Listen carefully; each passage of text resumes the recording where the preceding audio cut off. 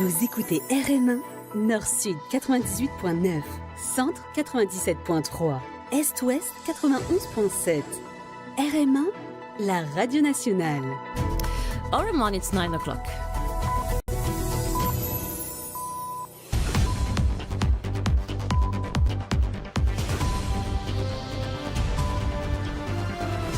The news in English with Eris Stewart. Good morning, Eris. Good morning, Sophie. The headlines. Prime Minister launches national consultations to shape Mauritius' socio-economic future. Traffic going towards Flic-en-Flac and La Vigie expected to ease up as Link Road becomes officially operational this morning. Fatal road accident in Grand Bay claims the life of motorcyclist after collision with bus.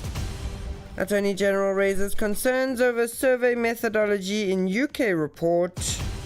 CWA dismisses executive engineer following disciplinary findings over Cluny Reservoir project. In world news, TikTok signs joint venture deal to continue operations in the United States. And in sports news, African Youth Games sees Mauritian athlete take silver and 2 bronze medals in weightlifting. We start this morning with the Prime Minister, who has officially launched the national consultations on the country's future.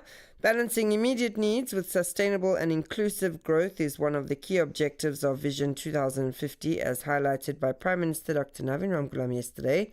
The national consultations aims to define the country's socio-economic development path. According to the Prime Minister, this reflects a strong desire to give the nation a new direction, bold and full of hope. He also recalled that the people gave the government a clear mandate for change. We take a listen to more from the PM's address. Over a decade, the call for such a long-term vision fell on deaf ears. Short-term political calculations overshadowed long-term development. And we're paying the price today. Vision 2050 is not just a technical planning exercise. It is a call to reimagine the Mauritius we wish for ourselves and to hand down to future generations down the line. Vision 2050 is not a passive forecast. It is an active manifesto.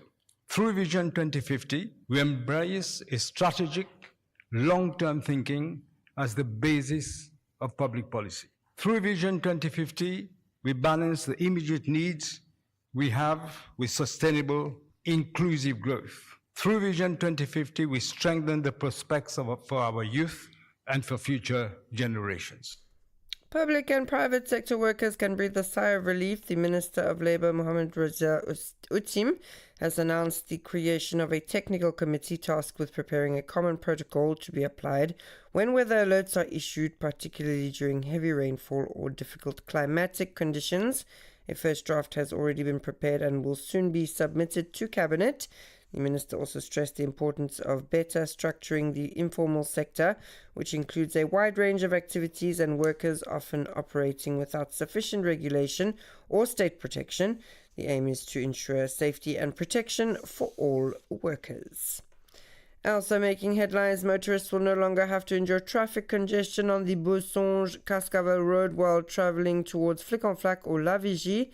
The Minister of National Infrastructure, Ajay Ganes, officially opened the Pierrefonds-Cascavel Link Road yesterday afternoon. The 5.6-kilometre road, under construction since 2023, connects La Vigie to Cascavel and represents an investment of 1.2 billion rupees. From 9 a.m. today, the road is fully operational and open to traffic. The Minister also announced 2 major upcoming road projects. First, the construction of the M4 road linking Forbach to Bel-Air, and second, the Ring Road project, with works expected to begin in 2027. And staying on the roads with another tragedy which occurred yesterday afternoon in Grand Bay on Sotties Road. A collision between a private bus and a motorcycle near a car wash claimed the life of a motorcyclist. Seriously injured, the victim was rushed to SSRN hospital, where he later succumbed to his injuries. Safe City camera footage indicates that he may have left his lane before colliding with the bus travelling in the opposite direction. Alcohol and drug tests carried out on the bus driver returned negative results. And turning now to a statement from Attorney General Gavin Glover on the Chagos issue. Gavin Glover said he respects the document, noting that it forms part of the United Kingdom's internal parliamentary process. However, he expressed reservations about the methodology used in the survey. According to the Attorney General, the report gives disproportionate weight to opponents of the agreement and does not take into account recent developments in the implementation of the treaty. He reaffirmed that the Mauritian government remains fully committed to ensuring that justice is delivered to the Chagosian community. More details on this report, voiced by Atish Ramdas.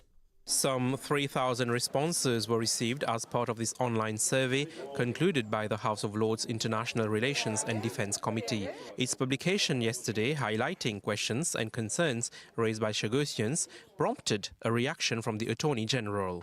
Gavin Glover said he respects the report and the internal processes of the British Parliament.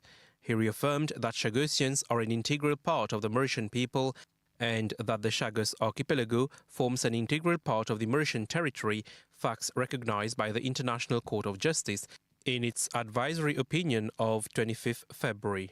The report itself acknowledges that international law does not grant Chagosians an independent right to self-determination. It further notes that redressing past injustices requires the decolonization of Mauritius and the recognition of Mauritian sovereignty over the Chagos archipelago. Nevertheless, the Attorney General pointed out limitations of the online survey's conclusions.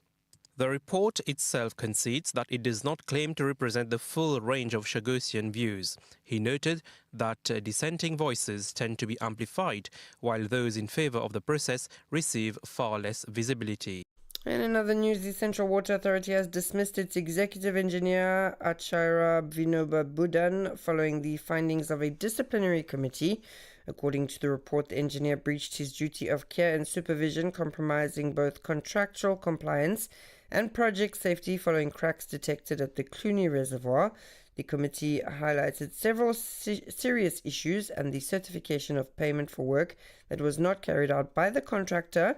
The committee concluded that the engineer acted in conflict with his duty of loyalty and trust towards the CWA.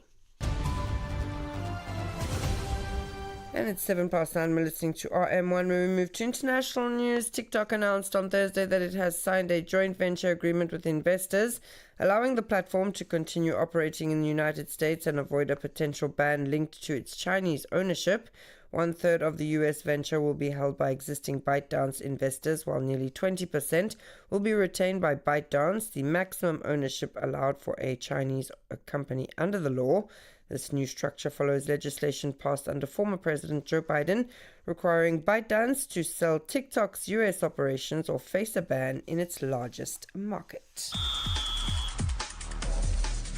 And finally in sports, with the African Youth Games marked by another strong Mauritian performance in weightlifting, competing in the 65-kilogram category, Blen Pama climbed the podium 3 times, winning silver in the snatch, bronze in the clean and jerk, and bronze in the overall total.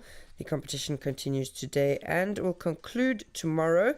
Another sports update follows with an event scheduled this Monday at the Côte d'Or Sports Complex. And that's all from me this morning. Thanks so much for listening. Stay tuned now to the intermission.